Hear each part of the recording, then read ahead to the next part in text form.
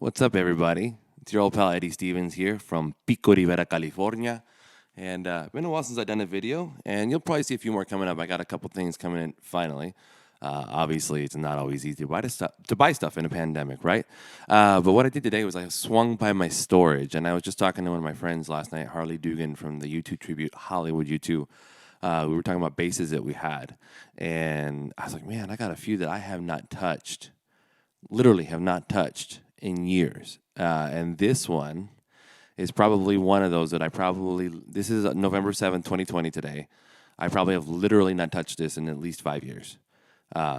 It toured the world with me, and then I started just getting some more, and then I got on the sire tip, and this thing just got put on the back burner, but it was always a great bass that I took on tour with me. It looks different for sure. I mean, you can tell by the body and the body shape, and of course the headstock. So this is the Spear S2-E 5-string. Spear is a company that I was once endorsed with, and this was part of the deal. This is one of the basses that I got. You'll also see another video out there in YouTube land of me doing a review on their Flex Tool bass, which was the first one they gave me. I don't even have that one anymore. But this one was cool. This one has quite a bit of woods in it. I'll start with the back, honestly. This is a neck-through construction, and it's a maple mahogany 5-ply. If you can see those colors in there. Maple mahogany 5-ply, neck-through body, and it is a mahogany back of the body. And this is a walnut, and what was the other word? Ebony top with walnut and mahogany back. So some serious woodage here, if woodage is even a word. I had to look it up because I couldn't quite remember. I knew it was mahogany body. I couldn't remember the top. And it's all their active stuff. It's all their stock stuff. I never changed anything on this. The fingerboard it says, currently they're selling them as artificial ebony. I think this is when they were doing real ebony because I've had this bass since 2013. And now I know they've also upgraded it to an 18-volt preamp. This is a 9-volt. But the knob setup, you can't really see it. Sorry about that, y'all. I'll point it out, though. Is basically, it's kind of like almost like a sire without being in a straight line.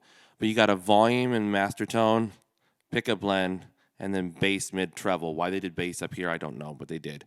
And then you have two toggle switches. One is active passive, and one is a mute switch. And that's one that I found to be very handy. My old teacher, George Borovich, has an alembic bass, and he would always just cut the volume after every song just so no unwanted noise would come out. And that was a lesson that I learned. And with a mute toggle switch, that makes it really easy. I have not changed the strings. The battery was dead, so I did switch the battery, obviously speaking. But I've not touched the strings. Ironically, this was almost completely in tune when I picked it up 5 years later. So let's start at flat, man, and just play something, I guess.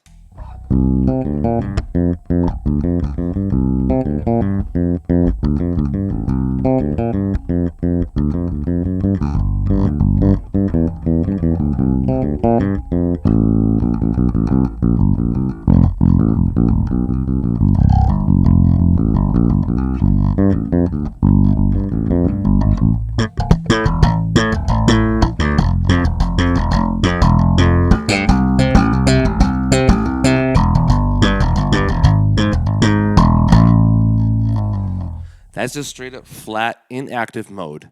Both pickups on. I should have, I guess, mentioned all of that prior.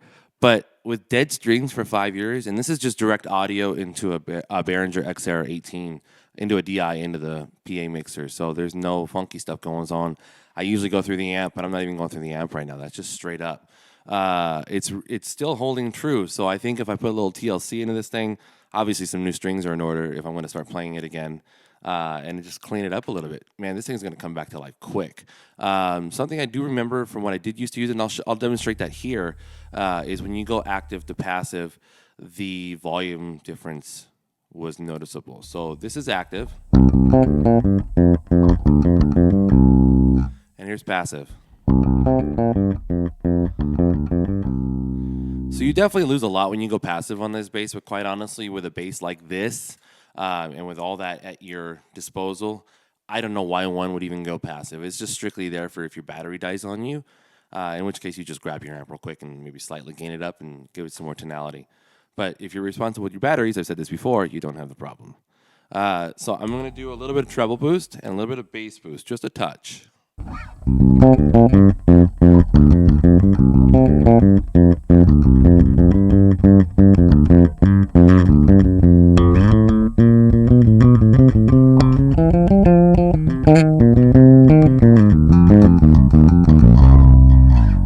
So of course I got a little dirty there, and you start to hear a little noise. These are not noiseless pickups. That's why I should put the mute switch. They're not noiseless. This is all stock. I think the bass brand new is around $500 these days. I think back then it was closer to $4 when I got it. But the top end, even with old strings, has this really cool sizzle that you usually get out of mahogany body basses that I really dig. I'm going to put the treble and the bass back flat. And I'm going to take some mid out, kind of give a natural scoop, yeah? See what that does. So right away, I want to tell you, for me, and that's just a little bit off the mid indentation, it's too much. You lose the body of the tone. So I would personally never do that. If I did do that, I would go to my Ginsman's that has mid-volume boost cut and a sweeper and just try to find a specific frequency and just barely manipulate that if necessary. But on the bass, especially going direct, I would never. But boosting treble and boosting bass,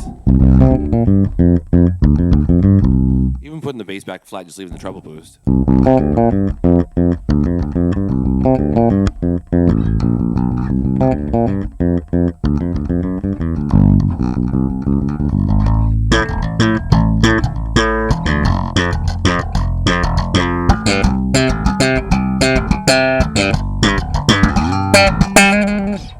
It's got some really good snap on it.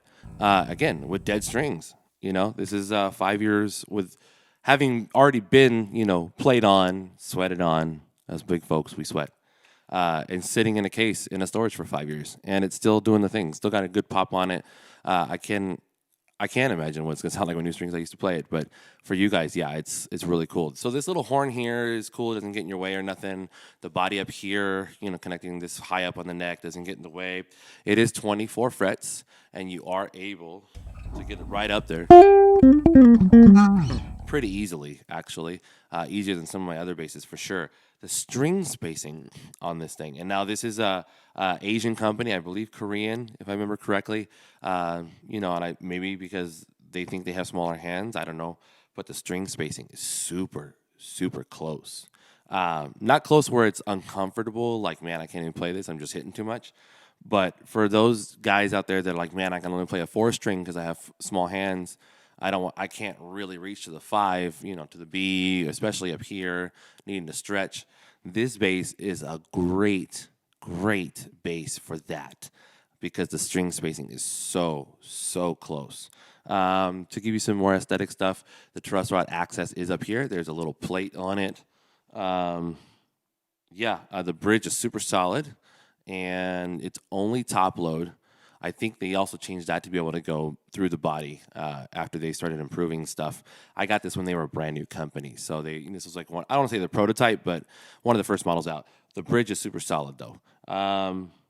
Certainly guys always talk about modding. I don't mod. I tried one time to mod a bass and I had very, very bad results. And we could talk about that another time. But I left everything stock, and this thing toured the world with me. Doing a lot of work. There's a lot of videos of me playing it that I could provide later. But great bass, Spear S2-E 5-string. Just wanted to bring it out and show you guys a little something and see what it can do. There's one over here to my left that I want to see if that has some life in it too, because that one I'm actually going to try to sell. But thanks, guys. It's EddieStevensMusic.com. Eddie Stevens. It's Eddie, STEPHENS, music.com. Look me up on Facebook. I'm always here for you guys if you have questions. A lot of my Facebook guys out there know that I'm always quick to answer if I can. So I'll see you guys soon, and blessings to everybody, all right? See you later.